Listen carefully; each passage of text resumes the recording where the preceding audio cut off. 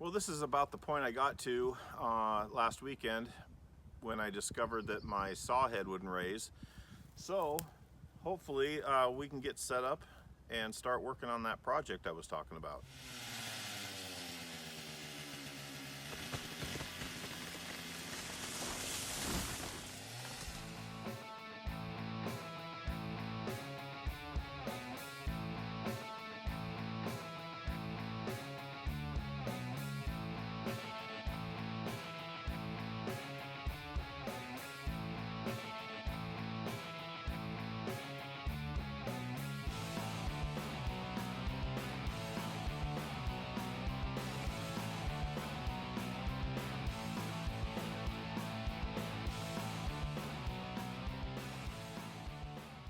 Last spring, a contractor that we do a lot of excavation work for tore down an apartment building in downtown Portland that was probably close to 100 years old, and in its place they're going to build a new one, and they wanted to incorporate a couple of huge timbers that they pulled out of the demo into the new building. And so they set them aside, and I went and picked them up, and because they didn't really know what they wanted to do with them yet.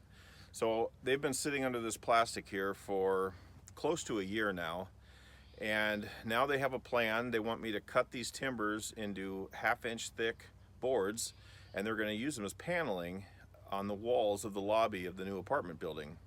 It's a pretty cool project, and I'm pretty psyched to be a part of it, and it's going to pay really well. It's kind of a win-win-win-win. So let's take a look at what we've got here.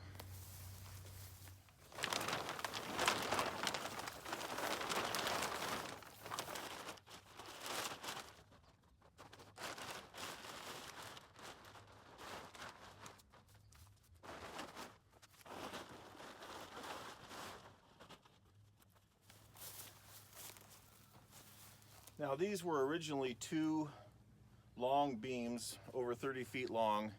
I cut them into thirds. This piece here, or these two, I took a section out of the center for a sample piece to take into them. So this one's been sort of cut in half, but the problem is going to be here. You can see these beams have some pretty severe checking. This one isn't even that bad. Some of them are checked really bad, and not only that, they've got some pretty gnarly twists to them. Now, if you look at this one here, you can see the checking in it that goes the full length. And it looks like I cut it at a crazy angle, but what that really was is it was so twisted sitting on the deck of the sawmill that when I cut through flat, this is what I ended up with. So the challenge is going to be to figure out how to section this down in 1/2-inch sections and not lose too much wood quantity to the twisting. I'm going to cut them all full width, and then I'm going to set them on each edge and resaw them down to 10 inches wide. That's what they want. 10 foot long board, 10 inches wide, 1/2-inch thick. So it's going to be tricky, and they're full of nails, but we're going to get started. We're going to try and get 1,209 square feet. That's what the takeoff lists. On paper, I should have about 1,300 square feet, but with the checking and twisting and who knows what else, it's going to be a struggle. It almost looks like, since they've been sitting here, that they may have straightened out a little bit. I don't know. It'll be hard to tell until we get it on the mill.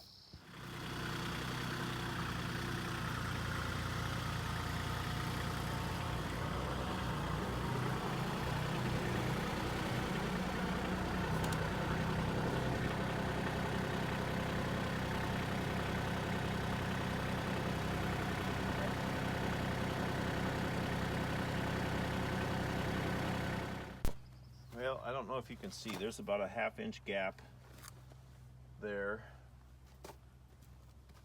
maybe 3/8, quarter, and it's a twisty mess. So what I think I'm going to do is I'm going to square this surface up with the blade and take sections out the rest of the way down. Because I think if I set it on here, then I'm just going to waste wood on the other end anyway.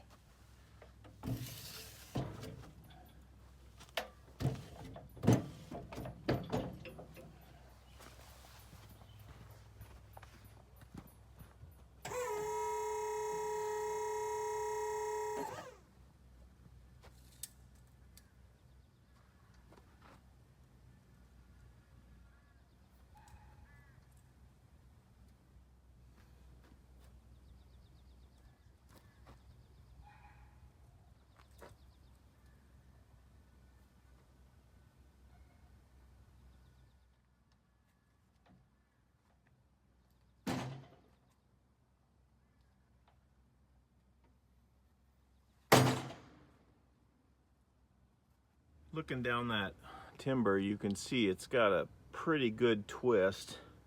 So I think my best option is to just take as little off the top as I can and then start working towards the face cut, or the cut that I made originally for the sample piece, and hope I can get the square footage I need. $13 on Amazon, metal detector.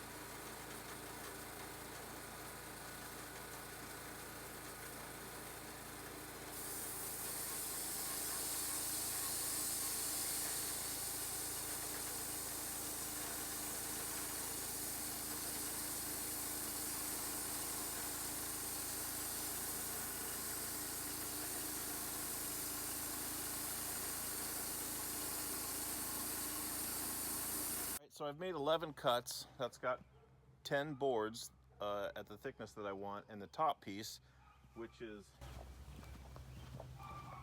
a throwaway, it's probably an inch thick at this end, maybe a half,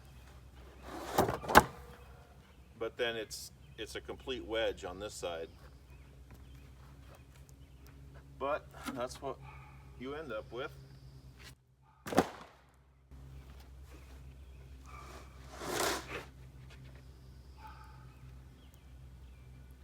There's some checking in this wood, but hopefully they can use it. The nail holes, I think, are probably desirable.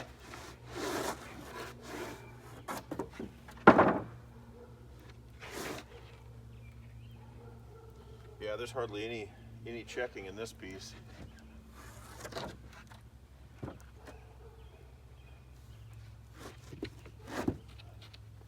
That one looks really nice.